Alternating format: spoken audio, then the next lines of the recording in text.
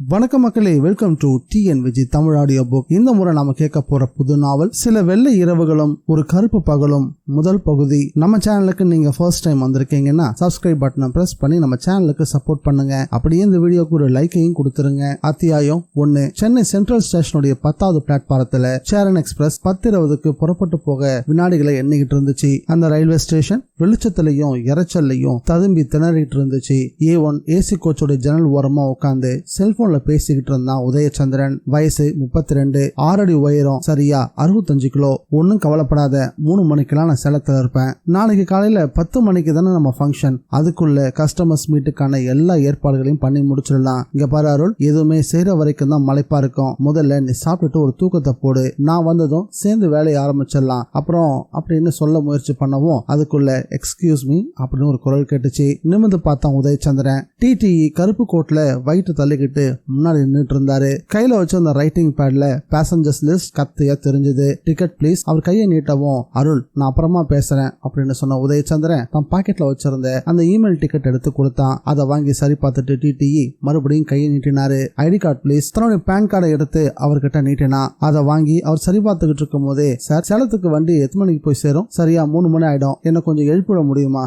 மறந்து போய் தூங்கிட்டேன்னா அப்புறம் ஈரோடு தான் சார் போகணும். ஏன் சார் செல்போன்ல அலாரம் வச்சுக்கோங்களேன் அப்படின்னு TTE கேட்க, என்னோட செல்போன்ல அலாரம் ஆப்ஷன் சரியா ஒர்க் ஆக மாட்டேங்குது, அதான் உங்களை எழுப்பி விட சொன்னேன். சரி ஒன்னும் பிரச்சனை இல்லை, நான் உங்களை சேலம் வரும்போது எழுப்பி விடுறேன். Thank you sir. TTE அங்கிருந்து நகர்ந்து போகவும் உதயச்சந்திரன் தான் மணிக்கட்டில் இருந்த வாட்சை பார்த்தான். சேலம் புறப்பட்டு போக இன்னும் 10 நிமிடம் தான் பாக்கி இருந்துச்சு. கொஞ்ச நேரத்துக்கு முன்னாடி வாங்கின வார இதழை பிரிச்சு 2 பக்கங்களை புரட்ட ஆரம்பிச்சான். 2வது பக்கம் அந்த துணுக்கு செய்தி பிரசுரமாக இருந்தது. அது ஒரு பழைய செய்தி தான். அதை சுவாரஸ்யமா படிக்க ஆரம்பிச்சான். ஒரு முக்கியமான விஷயமா காந்தி கிட்ட ஆலோசனை வாங்கறதுக்காக அன்றைய பாரத பிரதமர் நேரு வந்திருந்தாரு. அப்போ அதிகாலை 4:30 காந்திஜி நல்லா உறங்கிட்டு இருந்தாரு. அவரை எழுப்புறதுக்கு விரும்பாத நேரு காத்திருக்க ஆரம்பிச்சாரு. 6 மணிக்கு தான் காந்தி அன்னைக்கு எழுந்திருச்சாரு. நேரு காத்துட்டு இருந்தது பார்த்துட்டு, இந்திய பிரதமர் இந்த ஏழைக்காக காத்துட்டு இருக்கிறது சரியா அப்படின்னு கேட்டாரு. அதுக்கு நேரு, உழைச்ச கலைப்புல பாரதமே தூங்கிட்டு இருக்கும் போதே அந்த தூக்கத்தை கலைக்கிறதுக்கான உரிமை பிரதமராகவே இருந்தாலும் அந்த உரிமை அவருக்கு கிடையாது அப்படின்னு சொன்னாரு. அந்த துணுக்கு செய்தியை படிச்சதும் ஒரு புன்னகையோட உதயச்சந்திரன் அடுத்த பக்கத்தை திருப்பவும் அப்போ காது கிட்ட ஒரு பெண்ணோட குரல் கேட்டுச்சு. Excuse me.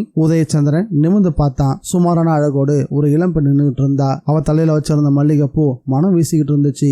எஸ் அப்படின்னு கேட்டான் உதயச்சந்திரன். என்னுடைய berth number 32, lower berth. Luggage சீட்டுக்கு கீழே வைக்கணும், கொஞ்சம் தள்ளி உட்கார்றீங்களா? By all means. உதயச்சந்திரன் தள்ளி உட்கார்ந்தான். அந்த பெண் தனக்கு பின்னாடி இருந்த போர்ட்டரை திரும்பி பார்த்தபடி சொன்னா, எல்லா லக்கேஜுகளையும் உள்ள தள்ளி வெளியே தெரியாதபடிக்கு சரியா வச்சிருப்பா. திடகாத்திரமா இருந்த அந்த போர்ட்டர் 3 சூட்கேஸ்களையும் ஒரு ஏர் பேக்கையும் சீட்டு கடையை தள்ளி விட்டுட்டு வியர்த்து போன முகத்தோட நிமிர்ந்தான். அந்த இளம் பெண் தான் கையில வச்சிருந்த பர்ஸ் திறந்து 2 100 ரூபாய் நோட்டுகள் எடுத்து கொடுத்தா. போர்ட்டர் பணத்தை வாங்காம அந்த பொண்ணைய பார்க்க அவ புருவங்களை உயர்த்தினா.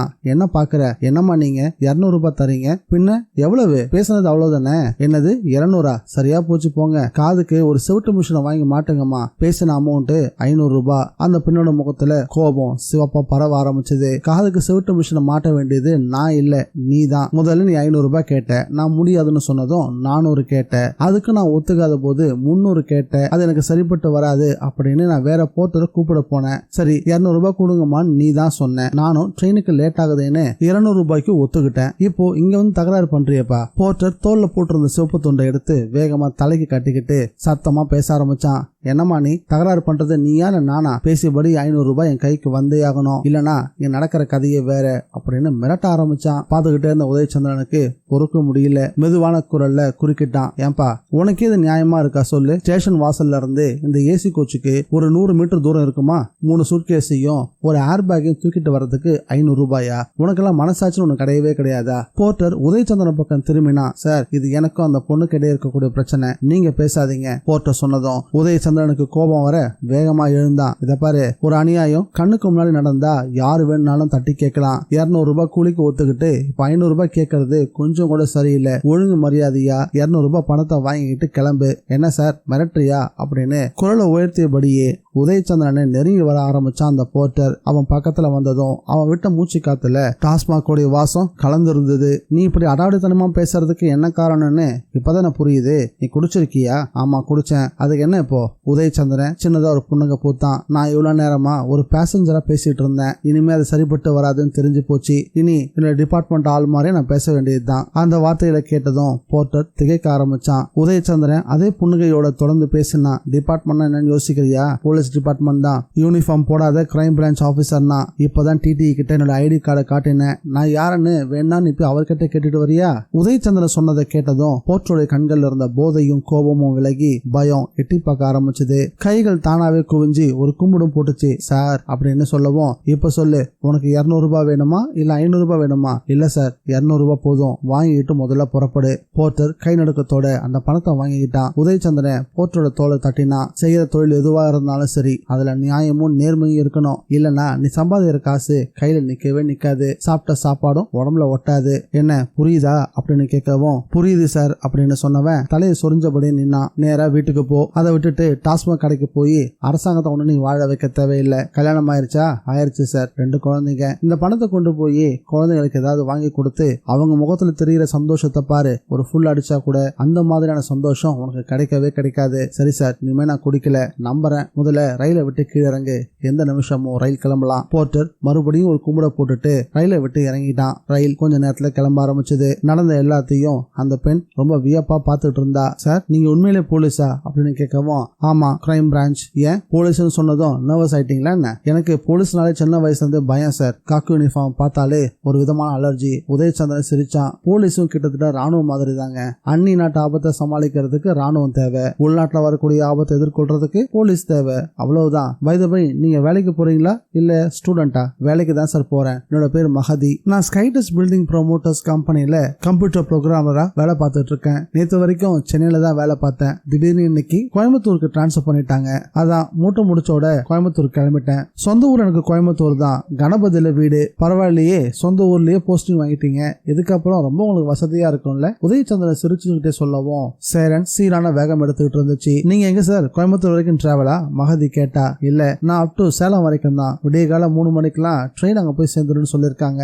An time. அது வரைக்கும் தூங்காம இருக்க முடியுமா? நான் நல்லா தூங்கிடுவேன். டிடிஏ என்னை எழுப்பி விட சொல்லியிருக்கேன். என்னோட போன்ல அலாரம் சரியா ஒர்க் ஆகல அப்படின்னு சொல்லவும் மகதி சிரிச்சா. நீங்க ஒன்னும் கவலைப்படாதீங்க சார், நான் உங்களை சேலம் வரும்போது நிச்சயம் எழுப்பி விடுறேன். எப்படி? பொதுவா ட்ரெயின்ல ஜேர்னி பண்ணும்போது எனக்கு தூக்கம் வராது. ஏதாவது ஒரு புத்தகத்தை படிச்சுக்கிட்டு தான் பொழுத ஓட்டுவேன். மறுநாள் காலையில வீடு போய் சேர்ந்ததும் மதியானம் 2 மணி வரைக்கும் நல்லா தூங்குவேன். Very interesting. உங்களுக்கு எந்த மாதிரி புத்தகங்கள்லாம் பிடிக்கும்? நமக்கு எப்பவுமே கிரைம் நாவல்ஸ் தான். ஆச்சரியமா இருக்கு. இதுல என்னங்க ஆச்சரியம்? பொதுவா பெண்கள் குடும்ப நாவல் தான் படிப்பாங்க. உங்களுக்கு குடும்ப நாவல்கள்லாம் பிடிக்காதா? பிடிக்கும் தான், ஆனா ரொம்ப பிடிச்சது கிரைம் நாவல் தான். என்ன காரணம்? ஒரு சூதாட்டம் நடக்க போய் தான் மகாபாரதமே கிடைச்சது. ஒரு சீதையை கடத்தப்பட்ட பிறகுதான் ராமாயணம் கிடைச்சது. கோவலனை கொலை பண்ண பிறகுதான் சிலப்பதிகாரம் கிடைச்சது. சூப்பர். இதிகாசங்களும் காப்பியங்களும் நமக்கு கிடைச்சதுக்கு காரணம் கிரைம் தான் சொல்ல வரீங்க, அப்படிதானே? நிச்சயமா சார் அப்படின்னு மகதி சொல்லிக்கிட்டே இருக்கும் போது சேரன் எக்ஸ்பிரஸ் உடைய வேகம் சீரா குறைய ஆரம்பிச்சது. தண்டவாளத்துல கிழிச்சிட்டு நிக்கவும் செஞ்சது. மகதியோட முகம் மாற ஆரம்பிச்சது. என்னாச்சு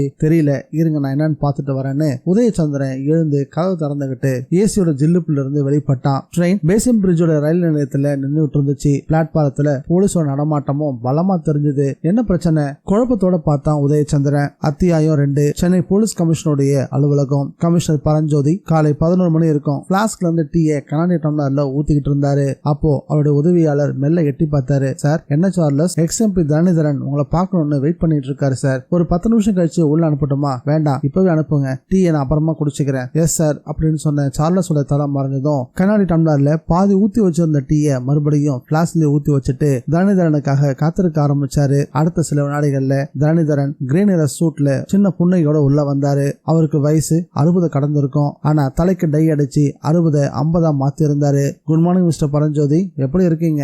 நான் நல்லா இருக்கேன். ஆனா நாட்டுல சட்டம் ஒழுங்கு தான் சரியில்லை. போலீஸ்காரனுக்கு 24 மணி நேரமும் டியூட்டி போட்டா கூட குற்றங்களை குறைக்கவே முடியாது போல இருக்கு. ப்ளீஸ் உட்காருங்க. நீங்க எனக்கு கடைசியா பார்த்தது முதல்ல நான் டெப்டி கமிஷனர் இருந்தப்போ நினைக்கிறேன். ஆமா கரெக்ட், நல்லா ஞாபகம் வச்சிருக்கீங்களே. சொல்லுங்க மிஸ்டர் தரணிதர், உங்களுடைய அரசியல் வாழ்க்கையெல்லாம் எப்படி போய்கிட்டு இருக்கு? நான் அரசியலை விட்டு ஒதுங்கி ரொம்ப நாளாச்சு. இப்போ முழுக்க முழுக்க பிசினஸ் தான். பெங்களூர்ல ஒரு சாஃப்ட்வேர் கம்பெனி இருக்கு. இங்க சென்னையில வானகரம் பகுதியில ஒரு 5 ஸ்டார் ஹோட்டல் வச்சிருக்கேன். அது தவிர கோவை, மதுரை, திருச்சின்னு இன்ஜினியரிங் காலேஜும் நடத்திக்கிட்டு இருக்கேன். இதெல்லாம் நிர்வாகம் பண்றதுக்கே நேரம் சரியா இருக்கு. உங்களுக்கு ஒரு பையனும் ஒரு பொண்ணு இருக்காங்க இல்லையா? ஆமா, பொண்ணுக்கு கல்யாணம் ஆயிருச்சு. மாப்பிள்ளையோட யூஎஸ்ல இருக்கா. ஒரு பேரன். வருஷத்துக்கு ஒரு தடவை பொண்ணு மாப்பிள்ளையும் பேரனோட வந்து சென்னையில ஒரு மாசம் தங்கிட்டு போவாங்க. உங்க பையனுக்கு கல்யாணம் ஆயிருச்சா? இன்னும் இல்ல. 2-3 சம்பந்தம் வந்துச்சு. பையன் இப்ப கல்யாணம் வேண்டாம்னு சொல்லிட்டான். அது மட்டும் இல்ல, பிசினஸ் இன்னும் டெவலப் பண்ண வேண்டியது இருக்கு. 2 வருஷம் போகட்டும், பிறகு பாத்துக்கலாம்னு சொல்லிட்டான். இந்த காலத்து பசங்களே இப்படிதான் சார். சம்பாதிக்கணும்ன்ற வெறி வந்துட்டா மத்த எல்லா விஷயத்தையும் மறந்து போயிடுவாங்க.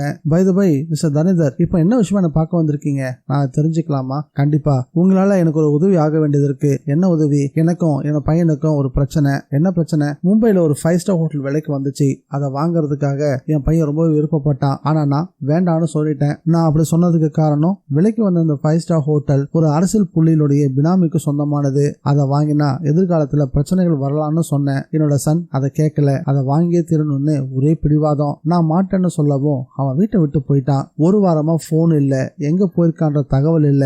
நான் போன் பண்ணினா அவனுடைய போன் சுவிட்ச் ஆஃப்ல இருக்கு. உங்க பையனோட பேர் என்ன? சகாதேவ். கடைசியா சகாதேவ் என்னைக்கு உங்களுக்கு போன் பண்ணி பேசினாரு? அவன் வீட்டை விட்டு போன அன்னைக்கு ராத்திரி எனக்கு போன் பண்ணி பேசினா. நான் எப்போ அந்த மும்பை 5 ஸ்டார் ஹோட்டல்ல வாங்கி ரெஜிஸ்டர் பண்றனோ அன்னைக்குதான் வீட்டுக்கு வருவேன்னு சொன்னான். நீங்க அதுக்கு என்ன சொன்னீங்க? நீ முதல்ல வீட்டுக்கு வா, பேசிக்கலாம்னு சொன்னேன். ஆனா அவன் கோவமா என்னோட காலை கட் பண்ணிட்டான். கமிஷனர் பரஞ்சோதி புன்னகைச்சாரு. இந்த காலத்து பசங்களே இப்படிதான். அவங்க ஒரு விஷயம் நடக்கணும் அப்படின்னு நினைச்சிட்டாங்கன்னா அது நடந்தே தீரணும். நீங்க கவலைப்படாதீங்க. உங்க சன் ஒன்னும் விவரம் தெரியாதவரெல்லாம் கிடையாது. போய் ஒரு வாரம் ஆச்சுன்னு சொல்றீங்க.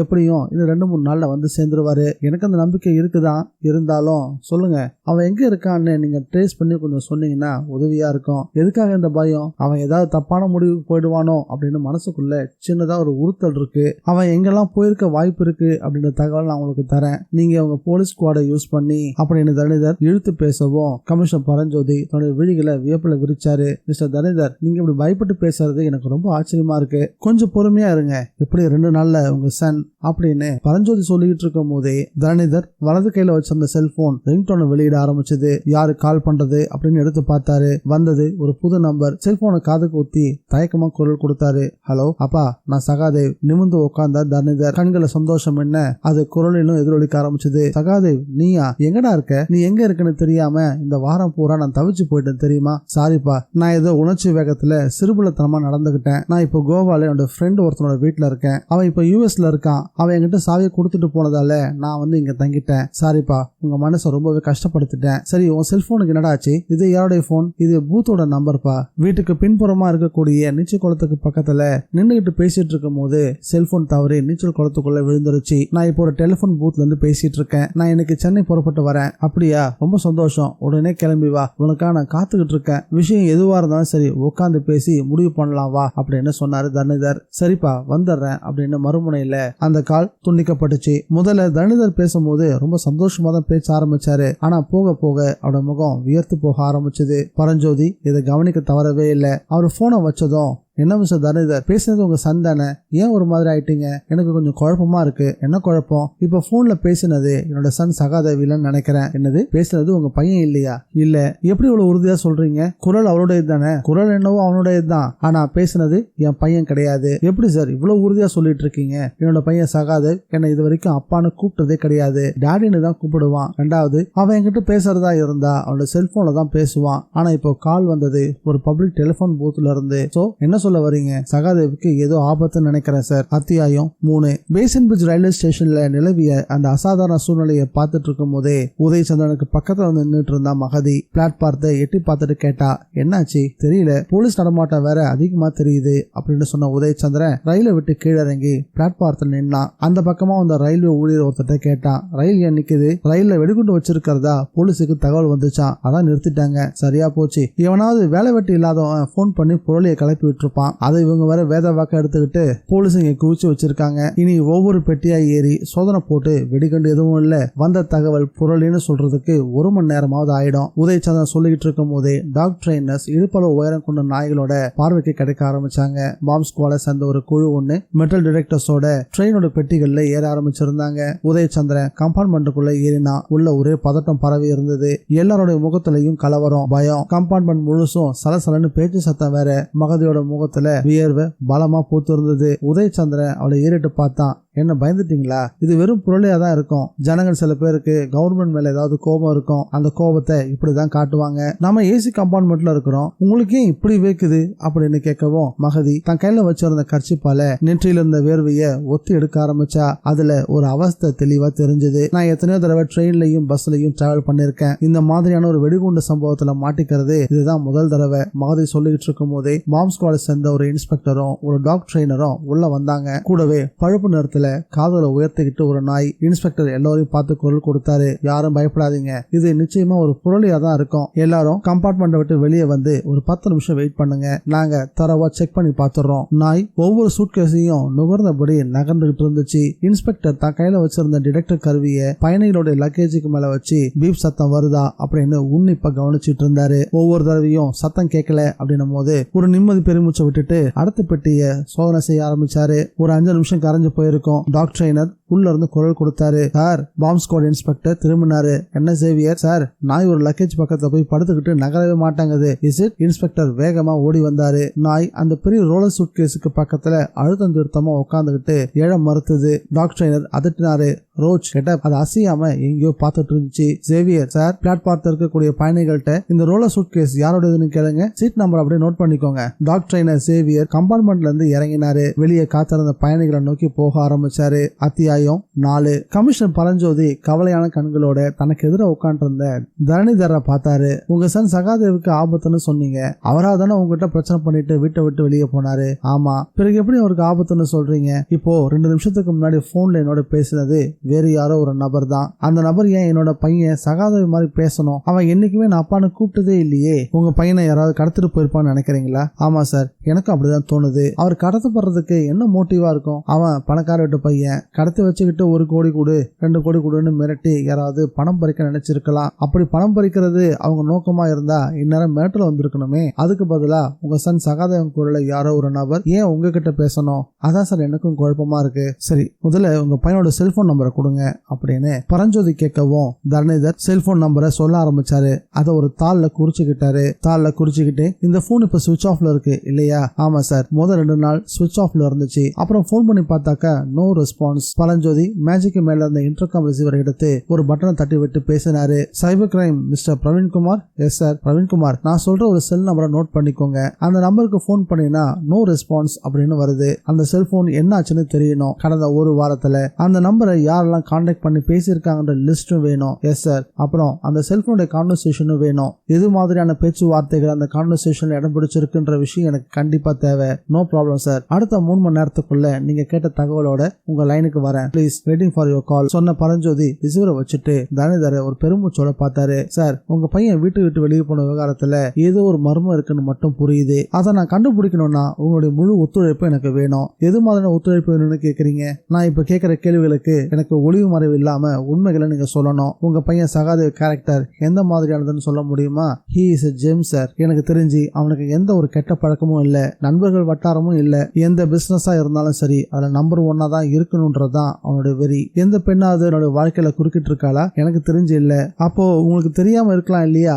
இருக்கலாம் சார். உங்க சன் ரீசெண்டா எடுத்துக்கிட்ட போட்டோக்கள் எனக்கு கொஞ்சம் வேணும், கையோட கொண்டு வந்திருக்கேன். தரணிதர் தாங்கிட்ட இந்த பிரீஃப் கேஸை திறந்து உள்ள இருந்து ஒரு கவர் எடுத்து நீட்டினாரு. பரஞ்சோதி அந்த கவரை வாங்கிக்கிட்ட சொன்னாரு, உங்க பையன் சகாதேவ கண்டுபிடிக்க வேண்டியது இனி என்னுடைய பொறுப்பு. நீங்க தைரியமா வீட்டுக்கு புறப்பட்டு போங்க அப்படின்னு சொன்னாரு. தரணிதர் ஒரு நன்றியை சொல்லிட்டு அவர் உட்காந்து இருந்த சீட்ல இருந்து எழ முயற்சி பண்ணவும் அவரோட செல்போன் ரிங்டோனை வெளியிட ஆரம்பிச்சது. போனை எடுத்து யாருன்னு பார்த்தாரு. வானகரம் பக்கத்துல இருக்கக்கூடிய அவருடைய 5 ஸ்டார் ஹோட்டலுடைய மேனேஜர் தான் அந்த லைன்ல இருந்தாரு. போனை எடுத்து ஹலோ அப்படின்னு சொன்னாரு. சார், நான் ஜெயமோகன். சொல்லு, இங்க ஹோட்டல்ல ஒரு பிரச்சனை சார். என்ன? ஹோட்டல்ல 7வது மாடியில ரூம் நம்பர் 701 ரெனோவேஷன் பண்றதுக்காக கடந்த 1 மாச காலமா பூட்டு வச்சிருந்தோம் இல்லையா சார்? ஆமா. அந்த ரூம்ல இருந்து தேவையில்லாம ஸ்மெல் வருது சார். என்ன ஸ்மெல்? மேபி டெட் பாடியோட ஸ்மெல்லா இருக்குன்னு தோணுது. ரூம் ஓபன் பண்ணி பார்க்கவா இல்ல போலீஸுக்கு இன்ஃபார்ம் பண்ணட்டுமா சார்? ஜெயமோகன் சொன்ன வார்த்தையில கேட்டதும் தரணிதரோட முகம் மறுபடியும் வேர்க்க ஆரம்பிச்சது. அத்தியாயம் 5. பேசன் பிரிட்ஜோட ரயில்வே ஸ்டேஷன் பிளாட்பாரத்துல இறங்கி நின்றுட்டு இருந்த பயணிகள்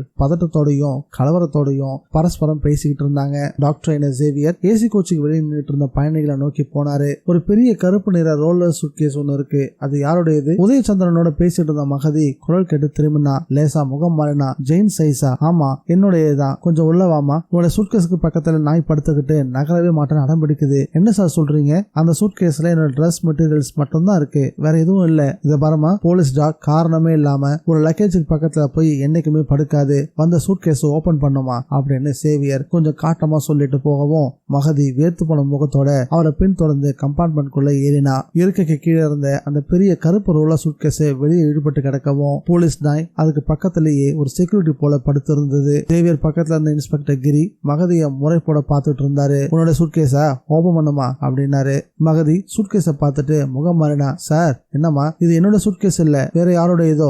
என்னது? ஆமா சார், என்னுடைய 3 சூட்கேஸும் அதோ சீட்டுக்கு கீழே இருக்கு பாருங்க. இன்ஸ்பெக்டர் கிரி டாக்டர் பக்கம் திரும்பினாரு. சேவியர் வெளியே நிக்கிற பேசஞ்சர் கிட்ட இந்த சூட்கேஸ் யாரோடதுன்னு கேளுங்க. கிரி பேச பேச மகதிக்கு சட்டன்னு ஞாபகம் வந்துச்சு. அவளுடைய 3 சூட்கேஸ்களையும் சீட்டுக்கு கீழே தள்ளி வைக்கும் போதே உதயச்சந்திரன் அது தன்னோட இது அப்படின்னு சொன்னது நினைவுக்கு வரவும் சேவியர் கிட்ட திரும்பினா. சார் என்ன, இந்த சூட்கேஸ் எனக்கு எதிர் சீட்ல உட்காந்து இருந்த ஒருத்தருடையது, அவர் கூட போலீஸ் டிபார்ட்மெண்ட் தான், பேரு கூட உதயச்சந்திரன் சொன்னாரு. போலீஸா? அது யாருன்னு வந்து அடையாளம் காட்டு பாப்போம். மகதி வேகமா நடந்து போய் அந்த பெட்டியை விட்டு இறங்கி பிளாட்பாரத்தில் நின்றுட்டு இருந்த பயணிகளுக்கு நடுவே உதயச்சந்திரனை தேடினா. இதய துடிப்பு எகிர ஆரம்பிச்சது. அதுக்கு காரணம் அந்த கூட்டத்துல உதயச்சந்திரனை எங்க தேடியும் கண்ணில் படவே இல்லை. யார் யார் முகமும் பார்வைக்கு தட்டுப்பட்டுச்சு தவிர அந்த முகம் மட்டும் பார்வைக்கு தட்டுப்படவே இல்லை. பிளாட்பாரம் கும்பல்ல உதயச்சந்திரன் முகம் தட்டுப்படலன்னு தெரிஞ்சதும் இதையும் மேலும் பரபரப்பா துடிக்க ஆரம்பிச்சது. டாக்டர் சேவியோட குரல் அவரோட முதுகுல கேட்டுச்சு. யாருமா இருந்தாலும் இங்கதான் சார் நின்றுட்டு இருந்தாரு, இப்போ ஆளையே காணும் சார், அவரு தப்பான ஆள் போல இருக்கு. அது மட்டும் இல்லாம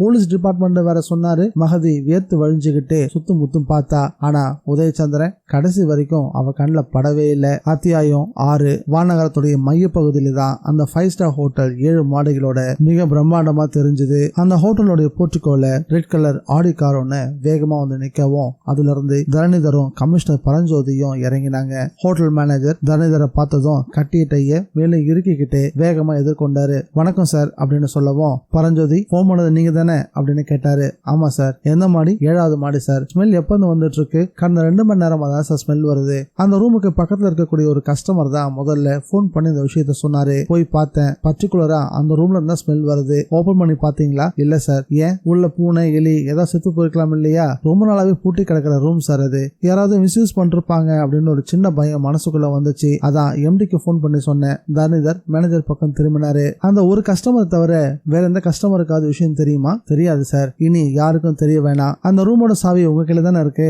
ஆமா சார். 3 பேரும் லிப்டுக்குள்ள நுழைஞ்சாங்க. 7வது மாடிக்கு போய் சேர்ந்தாங்க. 7வது மாடியோட வராண்டாவில் நடக்கும் போதே நாசிக்கு பிடிக்காத ஒரு நாற்றம் காற்றுல கலந்துருக்குது தெளிவா தெரிஞ்சது. அவங்களுடைய கைக்குட்டையில் எடுத்து மூக்குகளை பொத்திக்கிட்டாங்க. மேனேஜர் கேட்டாரு, அறக்கதவை திறக்கட்டுமா சார்? கமிஷனர் தலையசைக்கவும் கதவுல தொங்கிட்டு இருந்த பூட்டுக்கு விடுதலை கொடுத்தாரு மேனேஜர். நாற்றத்துடைய சதவீதம் இப்போ அதிகமாக ஆரம்பிச்சது. 3 பேரும் கைக்குட்டைகளை ரொம்ப அழுத்தமா பிடிச்சுக்கிட்டாங்க. அறைக்குள்ள மெல்ல நுழைஞ்சாங்க. மேனேஜர் உள்ள லைட்டை போடவும் சதுரமா கட் செய்யப்பட்ட பிளைவுட் போர்டுகள், காலாவதியான பெயிண்ட் டப்பாக்கள், உடைஞ்சு போன பாலிவினை நாற்காலிகள், சானிட்டரி மெட்டீரியல்ஸ் அடைக்கப்பட்ட அட்டைப்பெட்டிகள்னு எல்லா பக்கமும் அடசலா தட்டுமுட்ட சாமான்கள் தெரிய கமிஷனர் பரஞ்சோதியோட பார்வை எல்லா பக்கமும் சுழல ஆரம்பிச்சது. அவரோட பார்வை மூடி இருந்த ஒரு வார்ட்ரூப் பக்கம் போகவும் அந்த வார்ட்ரூப் போய் திறந்தாரு. உள்ள பெருசா பாலத்தின் மூட்டைக்கு மேல சாரசாரியா எறும்புகள். கமிஷனர் உற்று பார்த்தாரு. பாலத்தின் மூட்டைக்குள்ள ஒரு மனித உடம்பு உருக்களிச்சு படுத்திருக்கிற மாதிரி தெரிஞ்சது. தரணிதர் அதிர்ச்சியில உறைஞ்சு போயிட்டாரு. கமிஷனர் தான் செல்போனை எடுத்து வானகரம் போலீஸ் ஸ்டேஷனுக்கு தொடர்பு கொண்டு விஷயத்த சொல்லிட்டு மேனேஜரை ஏறிட்டு பார்த்தாரு. இந்த அறை எத்தனை நாளா பூட்டப்பட்டிருக்குன்னு சொன்னீங்க? 1 மாசமா சார். இந்த ரூமை யாரும் யூஸ் பண்ணாததுக்கு என்ன காரணம்? இது முதல்ல ஒரு ஸ்டோர் ரூமா தான் சார் இருந்துச்சு. போன மாசம் தான் கீழே இருந்த ஒரு அறைய ஸ்டோர் ரூமா மாத்திட்டு இந்த ரூமை ரெனோவேட் பண்ணி ஒரு ஸ்பெஷல் சூட்டா மாத்துறதுக்கு இன்டீரியர் டெக்கரேட்டர்ஸ் ஒருத்தரை கூப்பிட்டு வேலைகளை ஒப்படைச்சோம். அவங்க 2 நாள் வேலைக்கு வந்தாங்க, அப்புறம் வரல. அதனால ரூம் அப்படியே பூட்டி வச்சுட்டோம். சோ 1 மாசமா இந்த ரூம் பூட்டியே தான் இருக்கு. ஆமா சார். நடுவுல வேற யாராவது எந்த பர்பஸ்க்காவது ரூமை திறந்தாங்களா? இல்ல சார். அந்த இன்டீரியர் டெக்கரேட்டர்ஸ் வராதனால நானும் அந்த வேலையை டிராப் பண்ணிட்டேன். இந்த ரூமோட சாவி உங்ககிட்ட மட்டும் தான் இருக்குதா இல்ல வேற யாராவது வச்சிருந்தாங்களா? சாவி எங்கிட்ட தான் சார் இருந்துச்சு. பூட்டப்பட்ட அந்த அறைக்குள்ள ஒரு டெட் பாடி பாலித்தீன் பேப்பருக்குள்ள சுற்றப்பட்டு வார்ட்ரூப்ல ஏதோ ஒரு முக்கியமான பொருள் மாதிரி வைக்கப்பட்டிருக்கு. இது எப்படி சாத்தியம்? எனக்கு ஒண்ணுமே புரியல சார். இப்படி ஒரு விபரீதமான சம்பவம் இந்த ஹோட்டல் இது வரைக்கும் நடந்ததே இல்ல. இந்த ஏரியா போலீஸ் இன்ஸ்பெக்டர் இன்னும் கொஞ்ச நேரத்துல இங்க வந்துருவாரு. அதுக்குள்ள நீங்க ஒரு வேலையை செஞ்சாகணும். என்ன சார்? கடந்த 1 வார கால காலத்துக்குள்ள இந்த ஹோட்டல்ல யாரெல்லாம் ரூம் எடுத்தாங்க, அப்படி ரூம் எடுத்தவங்க எத்தனை நாள் இங்க தங்கி இருந்தாங்க, எப்போ ரூம் காலி பண்ணிட்டு போனாங்க,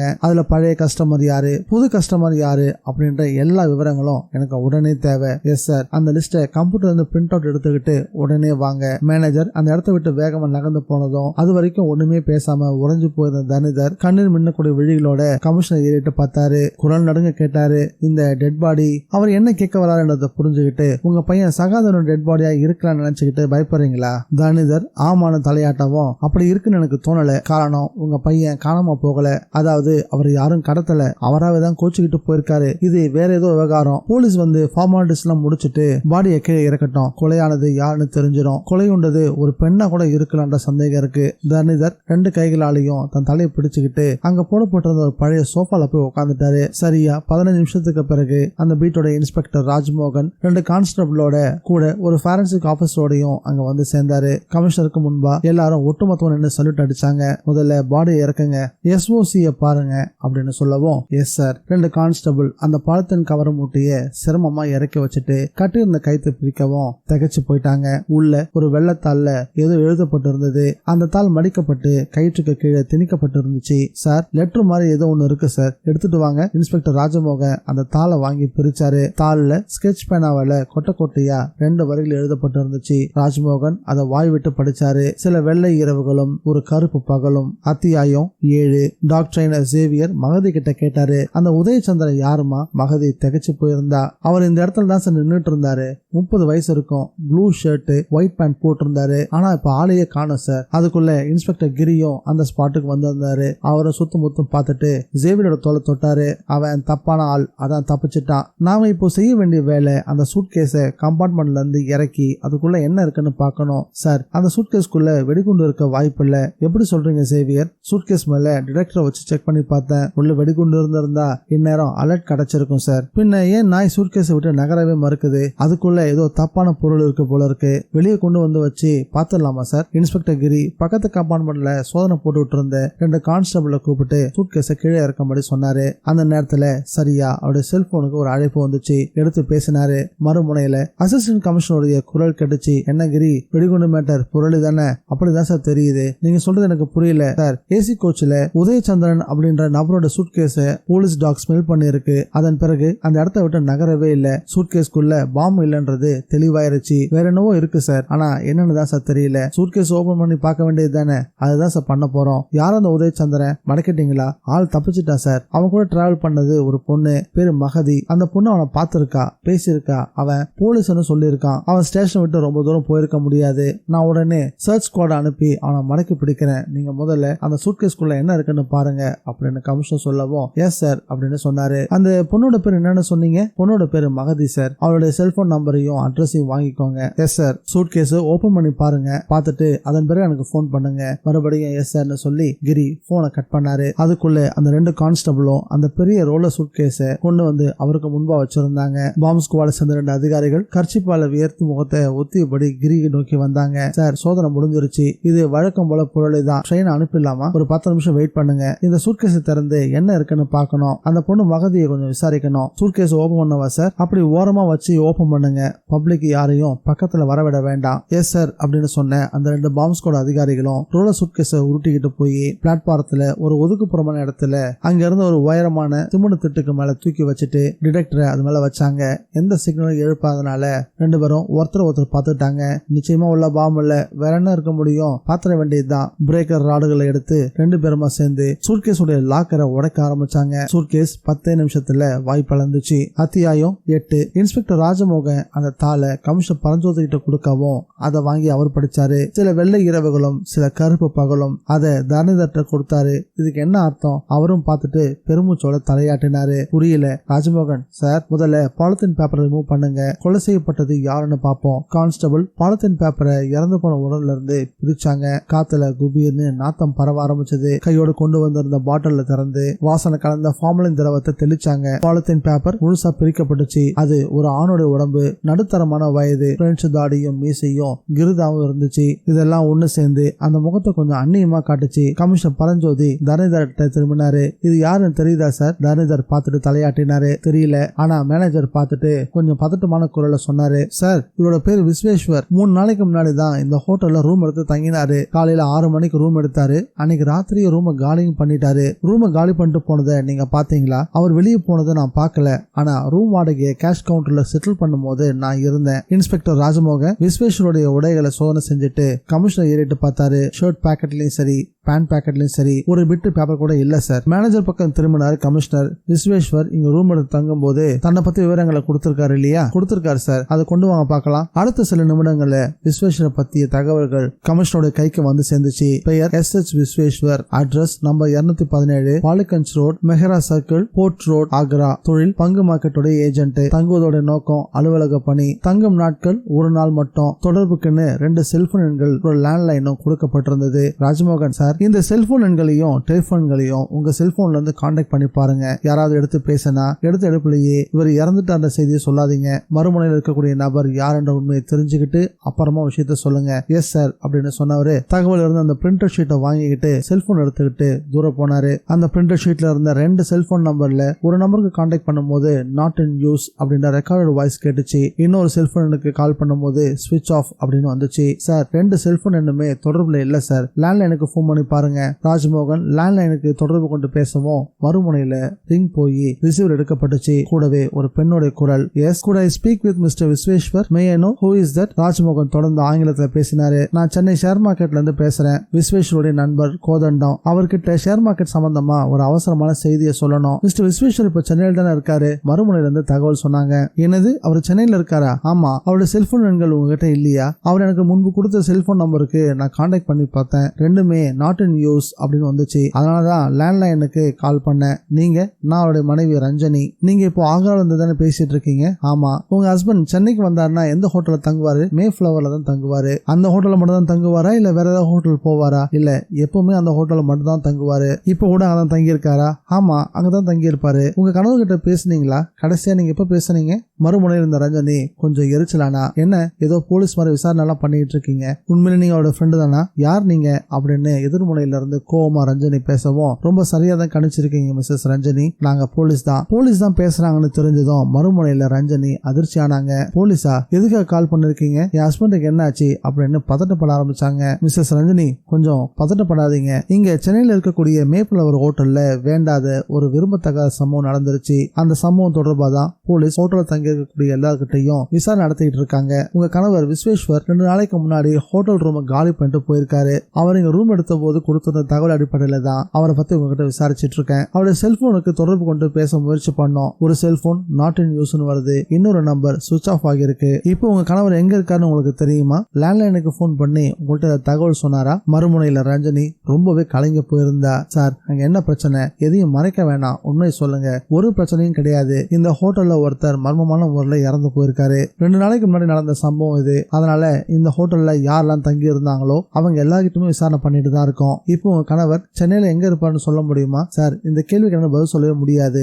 ஏன், எனக்கு என்னோட கணவருக்கும் கடந்த 1 மாச காலமா பேச்சுவார்த்தை இல்ல. அவர் ஆபீஸ்ல இருந்து வீட்டுக்கு வரலன்னா அவருடைய உதவியாளருக்கு போன் பண்ணி எங்க இருக்காரு, வெளியூர்ல இருக்காரா, உள்ளூர்ல இருக்காரா அப்படின்ற தகவலை நான் கேட்டு தெரிஞ்சுக்குவேன். நீங்களும் உங்களுடைய கணவரும் பேசிக்கிறது இல்லைன்னு சொன்னீங்க. உங்களுக்குள்ள அப்படி என்ன பிரச்சனை? சாரி சார், அதெல்லாம் உங்ககிட்ட சொல்ல முடியாது. அது எங்களுடைய பர்சனல். மன்னிக்கணும் மிஸ்ஸஸ் ரஞ்சனி. உங்க 2 பேருக்கு இடையில எந்த மாதிரியான பர்சனல் விஷயம் இருந்தாலும் சரி, அதை நீங்க என்கிட்ட சொல்லிதான் ஆகணும். எனக்கு 1 மணி நேரம் அவகாசம் கொடுங்க. எதுக்கு? நான் என்னோட கணவர் உதவியாளருக்கு போன் பண்ணி என் கணவர் இப்போ சென்னையில எங்க இருக்காருன்னு கேட்டுட்டு சொல்றேன். அதுக்கு அவசியம் இல்ல. ஏன், உங்க கணவர் இப்போ சென்னையில உள்ள மேஃப்ளவர் ஹோட்டல்ல தான் இருக்காரு. என்ன விளையாடுறீங்களா? முன்பு இல்லன்னு சொன்னீங்க, இப்ப இருக்காருன்னு சொல்றீங்க. இதுக்கு என்ன சார் அர்த்தம்? நீங்க உடனே ஒரு பிளைட்டை பிடிச்சு சென்னைக்கு வரணும்னு அர்த்தம். நான் எதுக்கு அங்க வரணும்? உங்க கணவர் விஸ்வேஸ்வர் சென்னையில இருக்கக்கூடிய இந்த மேஃப்ளவர் ஹோட்டல்ல தான் கொலை செய்யப்பட்டிருக்காரு. அவருடைய உடலை வாங்கிட்டு போகிறதுக்காக அவருடைய மனைவியான நீங்க வர வேணாமா என்ன? பதட்டமே இல்லாம பேசிட்டு செல்போன்ல கட் பண்ணாரு ராஜமோகன். இந்த நாவல் கேட்கறதுக்கு விறுவிறுப்பா இருக்கா இல்லையான்றத மறக்காம கமெண்ட்ல பதிவு பண்ணுங்க.